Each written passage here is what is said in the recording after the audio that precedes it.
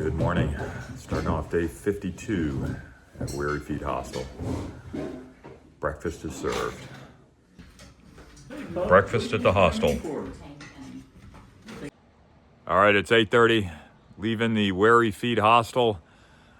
Time to put a few miles on. Just under 12 to the next hostel. Let's go. Back on the AT. Off the Blue Blaze. Mile 610.1. Low cloud cover. Great hiking weather. So I saw the river and I was wondering, do they got a bridge over it? And sure enough, they got a way cool suspension bridge. Oh yeah. No waiting here. Yeah, this is super cool. Bridges are supposed to move, by the way. Some people don't like it, but they're definitely supposed to move.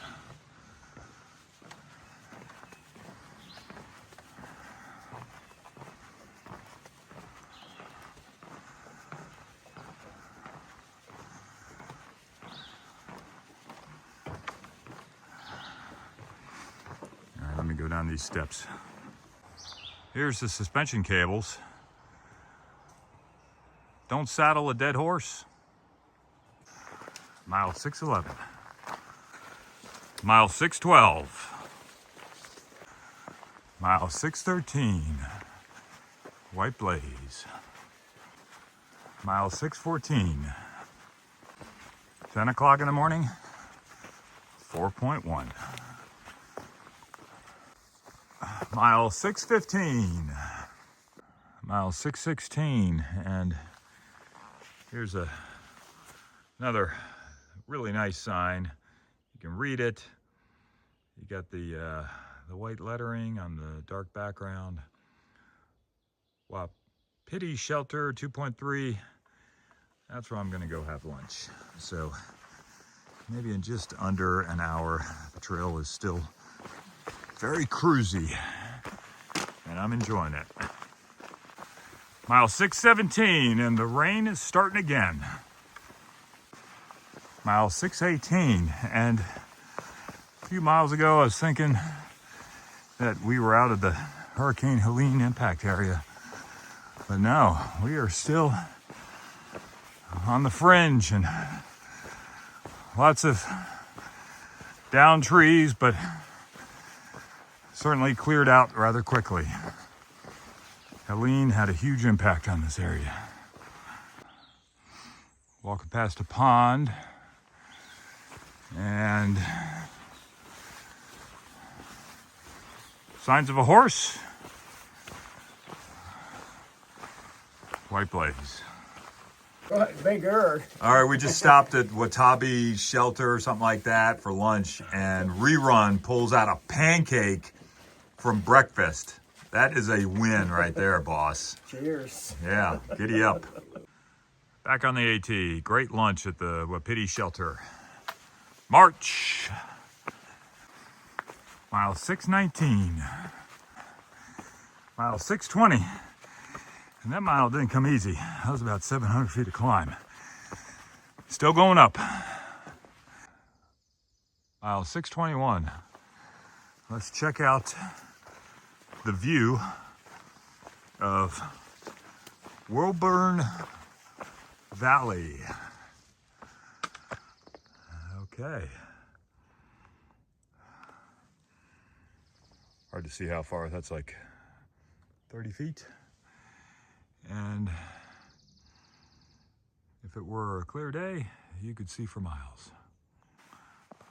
The smell of the wild azaleas is intoxicating.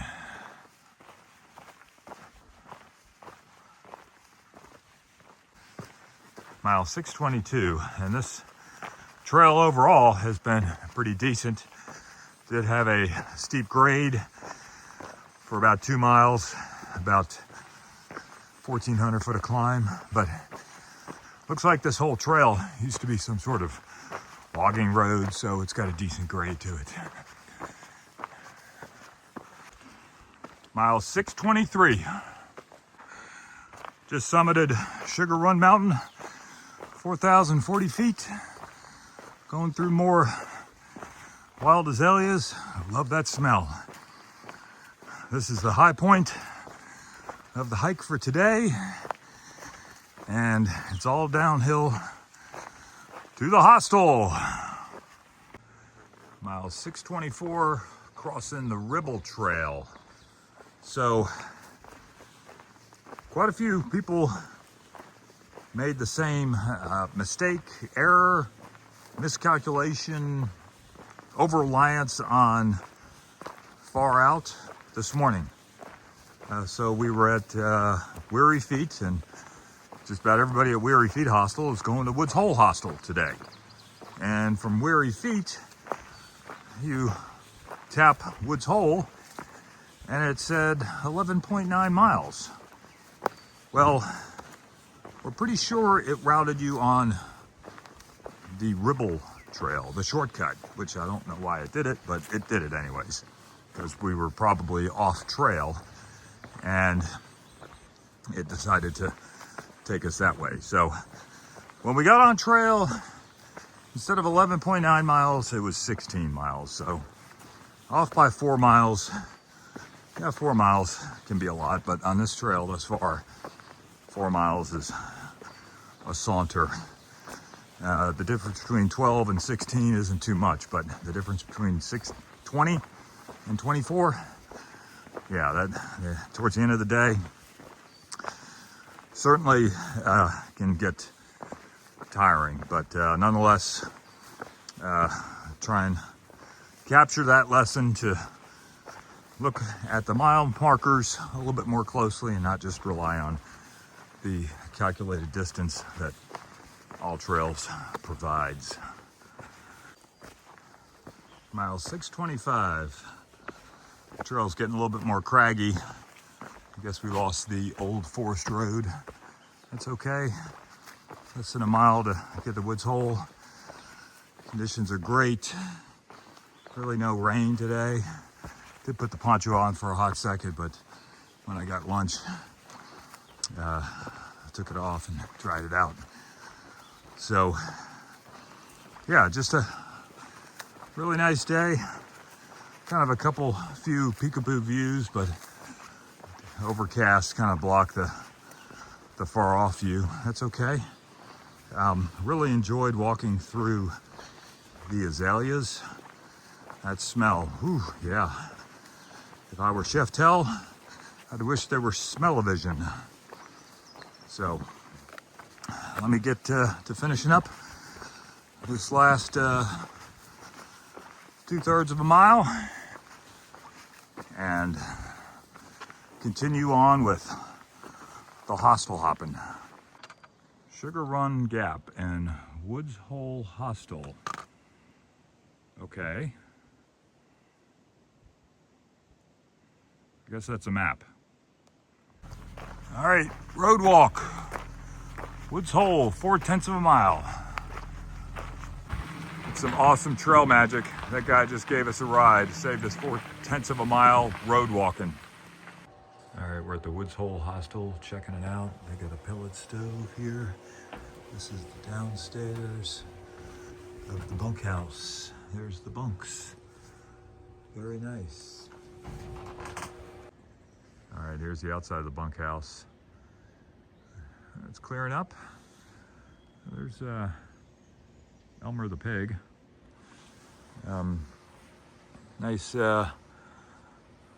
garden going on here. Woods Hole. Time to take a shower.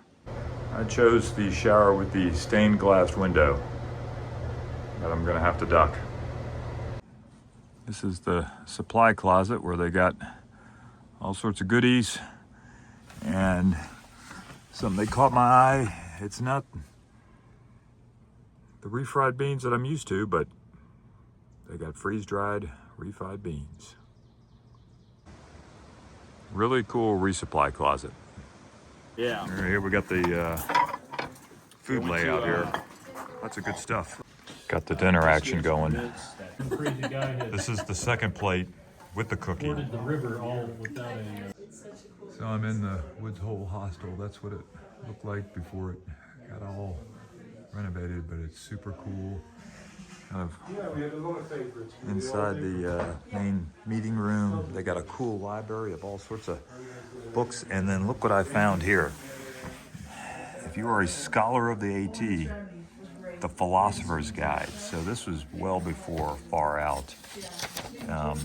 So in the 1980s, these 4 hikers put together a guide, just photocopied stuff. And so Merritt, the philosopher, for 15 or so years, you would mark up this book, send him copies, and he would update it based on your feedback. So it would be every year they would do this. So I was looking at some of the sections that we're in right now. Damascus to Harper's Ferry. Wow, $33 for a hotel at US 11. So really cool stuff here. But historical, and this is how people had to do it back then. So some more cool stuff from the Philosopher's Guide. You know, they highlight who's who on the AT. Ben McKay, you know, was his idea. Myron Avery, he was the one that got everybody to do the work. And then Earl Schaefer, first to through hike. Grandma Gaywood, first female through hiker.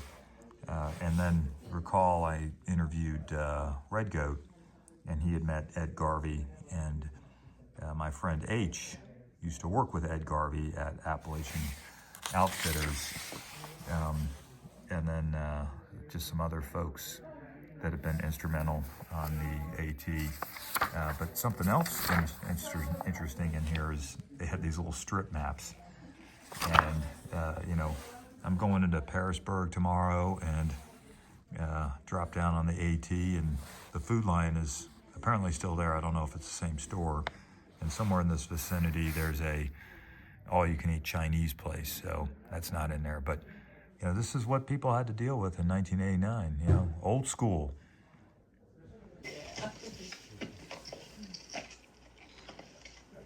Every single day, the experiences on the trail come back to me, and I have flashbacks to different people or places I was at, and these flashbacks come at any time of the day. I'll be driving down the highway and suddenly I'll be hiking on a bald in Tennessee, or walking through a shopping center, and there I'm swimming in Little Rock Pond in Vermont. Finishing up day 52 at Woods Hole Hostel. Great dinner, great hospitality by Neville. Just a really special place. Place has been here since 1986. Time to hit the bunkhouse. Mom Mucker signing out.